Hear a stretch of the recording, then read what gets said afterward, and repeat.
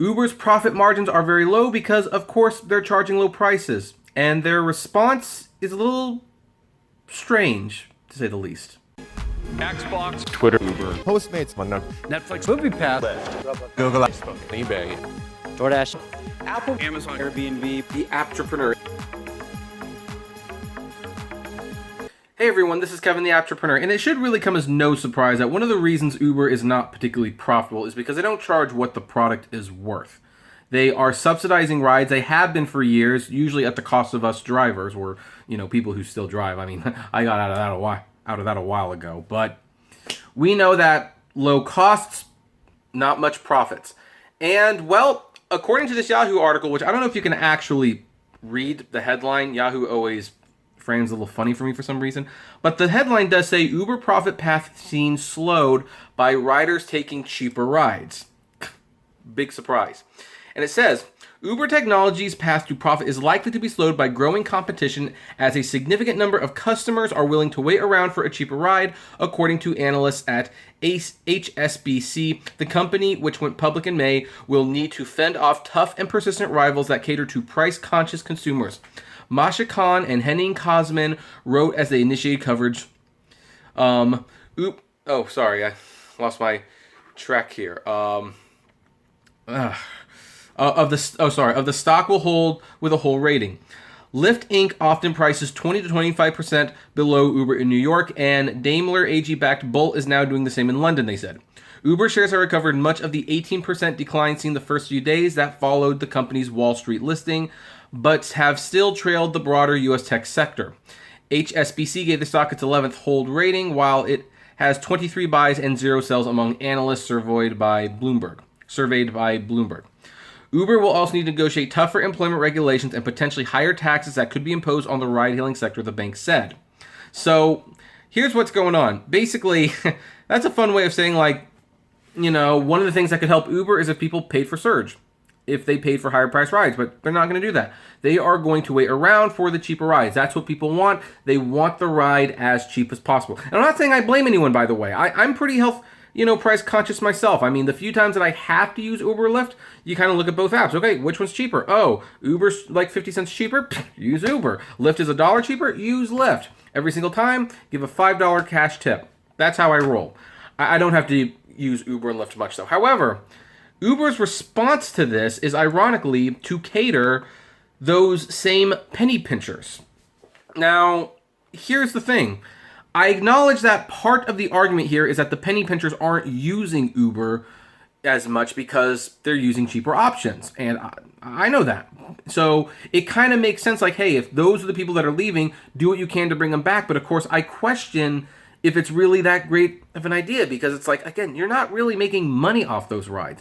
When the rides are as cheap as possible, Uber is not making money. The driver's certainly not making money. The passenger definitely gets away with a great deal, but no one's really making money. And yet those are the people that you want to keep around.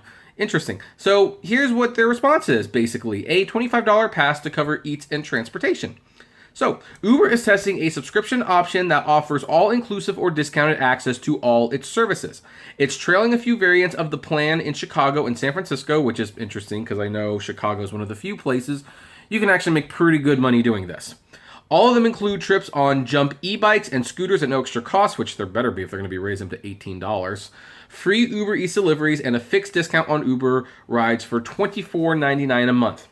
In other locals, Uber is testing cheaper passes that include free Uber Eats deliveries and above a certain order threshold, as well as discounted rides. Now, some of you might be saying at this point, well, that sounds pretty good. I mean, you pay $25, you get free food delivery, discounts on e-bikes, discount on Uber rides. Yeah, but here's the thing.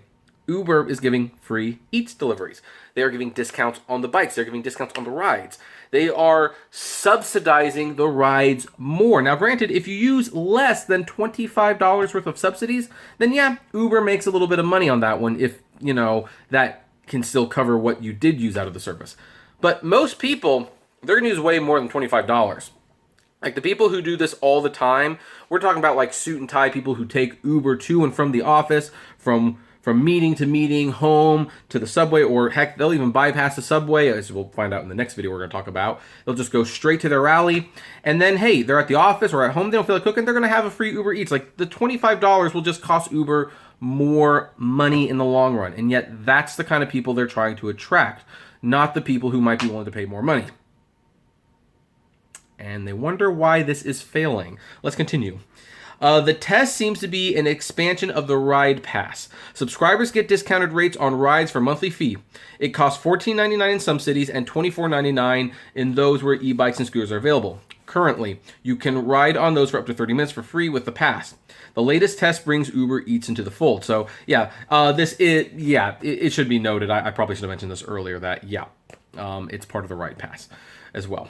It remains to be seen whether the all-in-one option will roll out more broadly.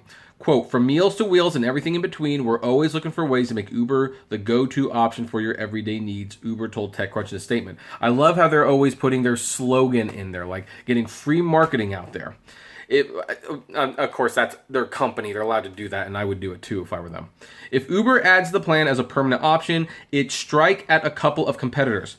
Postmates, for one, provides free unlimited deliveries through its own subscription service. Meanwhile, Lyft offers riders a set number of rides each month, up to a certain cost under its all-access plan, which I think is like $400 if I remember correctly. Might be a little less, might be a little more. I don't know. I have no reason to get it. So, here's the thing. Obviously, this is still about how many people use the service. Like they're still in that growth mode where they just need to get as many people as possible using their service, and preferably only their service. So they look at a study that says, hey, you're losing people to other competitors because you're a little bit more expensive. What do? They jump and they offer a deal so that you can get a ride cheaper, you can get your food free.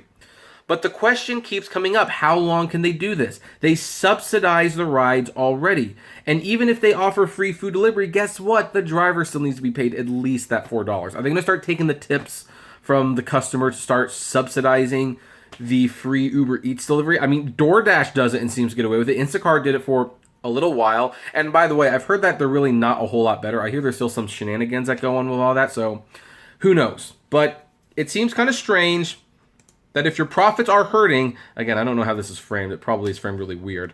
But if your profits are hurting because people are taking cheap rides and they're passing up the more expensive rides and the more expensive options, why is this your go-to? Why is this the thing that's going to save you the next time around? It hasn't been working so far. I mean, the fact that people are willingly giving up the more expensive options, not working. Has not worked for a long time. You need people to pay that extra money. And what are they doing? Just more and more incentives. I think Uber still thinks they're in startup mode. I think they really took to heart that Postmates might be selling themselves like, hey, we need to get rid of Postmates. I'm sure we can still get rid of Lyft. We can do so many things. We just got to get rid of some of them. And then we will be the only ones here. And in the long run, what do? They pinch and squeeze the drivers more. In fact, this might even explain the price hikes on the e-bikes, the jump bikes that I reported on yesterday, which you guys are so funny. Like, it wasn't clickbait, guys. I mean, it was, but it wasn't. I was talking about Uber raising the prices. You just thought I meant something else just by the title. So, but it was fun to read the comments. But this might explain why they did it. Because it's like, maybe they knew, hey, we're going to start discounting these things. So now we're going to charge more, and we're going to charge people for this membership, and then we'll give them the discounts, which is the rate they should be paying anyway. And hey, if you don't have our little ride pass thingy, whatchamacallit, and you pay retail price, then you're way overpaying for this, and we're making some serious money at that point. That might have a lot to do with this. It really might. It's funny how sometimes the stories kind of connect together in ways you don't understand. However, we are going to end it there because I think that's about as much as I can talk about it. Plus, I'm a little bit more interested in the next video, which is going to definitely have some nasty comments below, and I'm prepared for it. So, in the meantime, what do you think about this? Do you think this is a good direction for Uber to be going? Do you think they shouldn't do it? I want to know. Comment below. Like, favorite, share, subscribe. If you enjoy my videos, consider becoming a Patreon member. It's totally optional, of course, but even as little as $1 a month goes a long way, helping the channel run smoothly. You get access to my Patreon's exclusive blog, which is where you can also read my print review of The Lion King, just to let you know. And if gas prices are getting just a little down because of how high they're getting, check out the Get Upside app below. It's totally free, but you get cash back on every gas purchase. If you want to see more content from me that's not Uber and Lyft related or rideshare in general, subscribe to my other YouTube channels, Kevin T. Rodriguez, the Apptrepreneur Vlogs, and Autograph Hound. And finally, if you want to talk to me or other fellow rideshare drivers, check us out at the Apptrepreneur Hangouts on Facebook. And as always, flame responsibly. Have a good one.